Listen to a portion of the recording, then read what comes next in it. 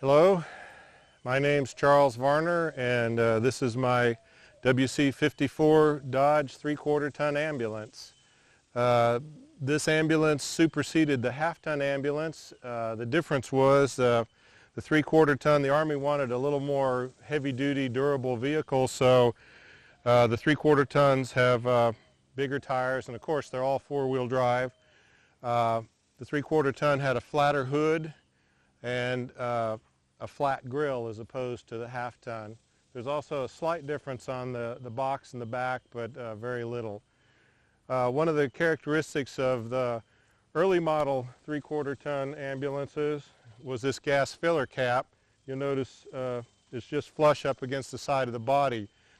In 1944 they changed the design and put this gas cap inset to where you could tip a jerry can up and fill the tank. The problem was with this filler you can only get so much gas out of it. So you'll notice a later model ambulance, one of the immediate things is the inset gas filler cap. These vehicles were manufactured in large numbers. About 350,000 were made in World War II. They were all made by Dodge Motor Company.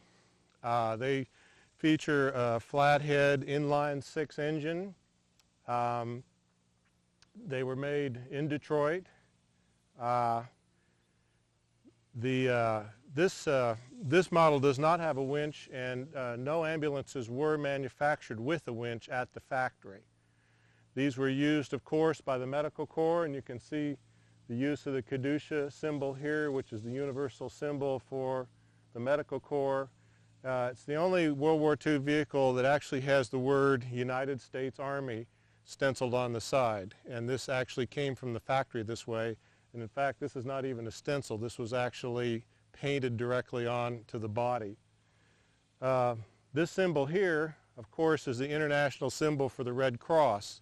This is a copyrighted symbol, and I have received written permission from the Red Cross to use their copyrighted trademark. They also allow the United States Army and any armies of the world to use their copyrighted trademark for free. And it does, of course, stand for the universal symbol for mercy. And to this day, you will still see this symbol being used on military vehicles throughout the world. Also, you may not be able to see it, but you can probably see the edge of it. A large Red Cross was painted on the roof of the vehicle, as well as the word ambulance on the front with two smaller red crosses. This was, of course, for aerial recognition, so that the ambulance wouldn't be mistakenly shot up either by our own forces or by enemy forces as a vehicle of mercy. Of course, no guns or weapons or any kind of armament was carried on these vehicles. Again, they were four-wheel drive. Their top speed was somewhere in the range of 35 to 40 miles an hour. Most of the time they went much slower due to road conditions and probably due to the fact that the four-wheel drive was engaged most of the time. Another factory original characteristic of the ambulance, of course, is the spotlight, and this is functioning. All ambulances were 6 volt, but they used the spotlight, of course, on the battlefield to locate wounded in low light situations. It also has the usual military vehicle equipment, the blackout lights, the running lights, the brush guards, the Pioneer toolkits, the tow hooks.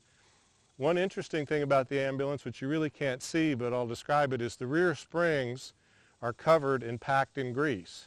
It's the only World War II vehicle that has that, and of course that was somewhat to cushion the people that were riding in the back. Normally you would carry 4 wounded on stretchers that actually hung in the back from straps from the ceiling. That was the normal contingent of 4 wounded and perhaps a medic riding in the back as well. You had a driver and then a passenger. I'll show you this later, but to give you an idea, this was also the only military vehicle that, other than the command car, that had leather seats. And these were standard, and again, that was for the comfort of the driver. Another thing the ambulance had that no other military vehicle had in World War II was a heater. And again, this was, these sometimes had 2 heaters. There was a heater in the front, a tropic air heater to keep the passenger and the driver, the passenger was probably a relief driver, so that the drivers could could drive longer hours in more comfort. And of course, some of them had the option of a rear heater as well to keep the patients in the back warmer.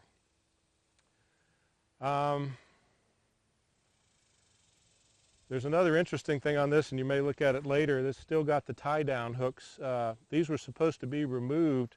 These were shipped on rail cars to the debarkation point for transport overseas.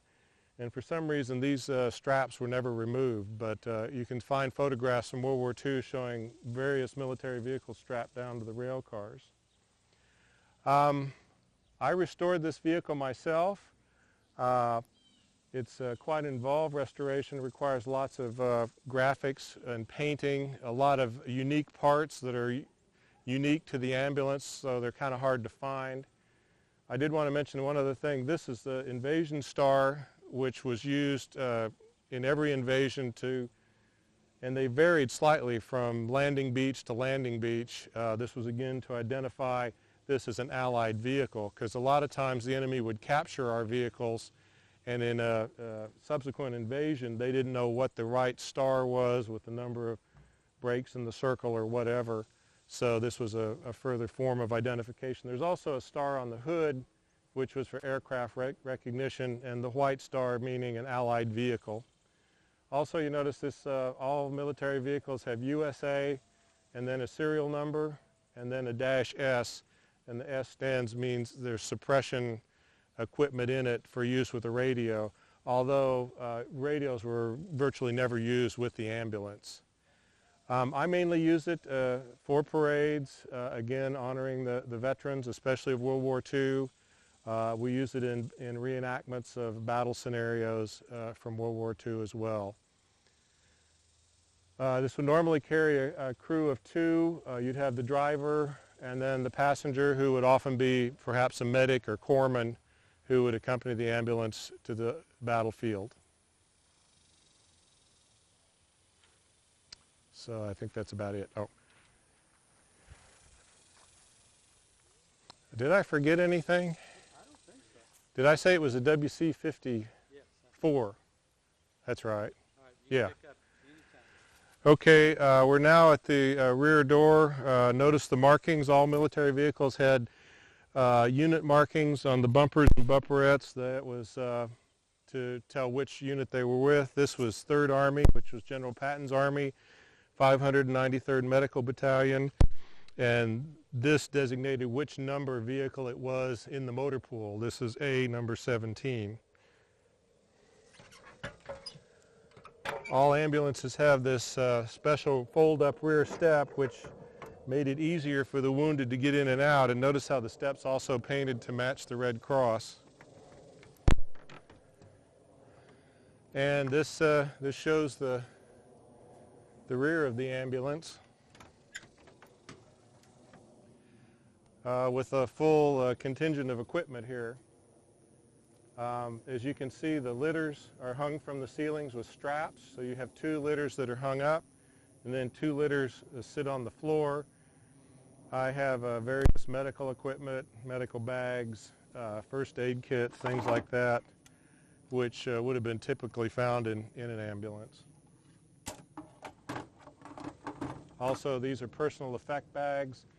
Once the wounded were collected and their wounds treated, then their wallets, watches, dog tags, whatever would be, cigarettes would be put into these bags and saved for transfer back to the hospital. So they could carry more wounded if they weren't on litters. You could literally fill as many men in the back of this as you could fit if they were walking wounded, in which case these straps would be simply loosened, the litters folded up, and you could, I think in a severe situation, maybe put 8 or 10 walking wounded in the back. I've even heard stories where the ambulance was full. A guy I talked to in Korea, he actually hung on the front fender, laid on the front fender, and was taken back to the aid station. So tremendously dependable and rugged vehicles that Dodge built. Also has the pintle hook. Oftentimes they would carry a supply trailer with them with extra litters and plasma and things like that.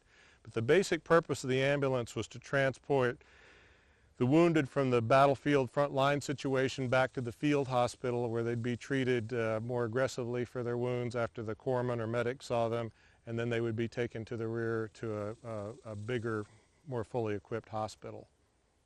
But these would often run round the clock, 24 hours a day when casualties were heavy, transporting wounded. After the war, they were also used to help transfer orphans and displaced people in World War II.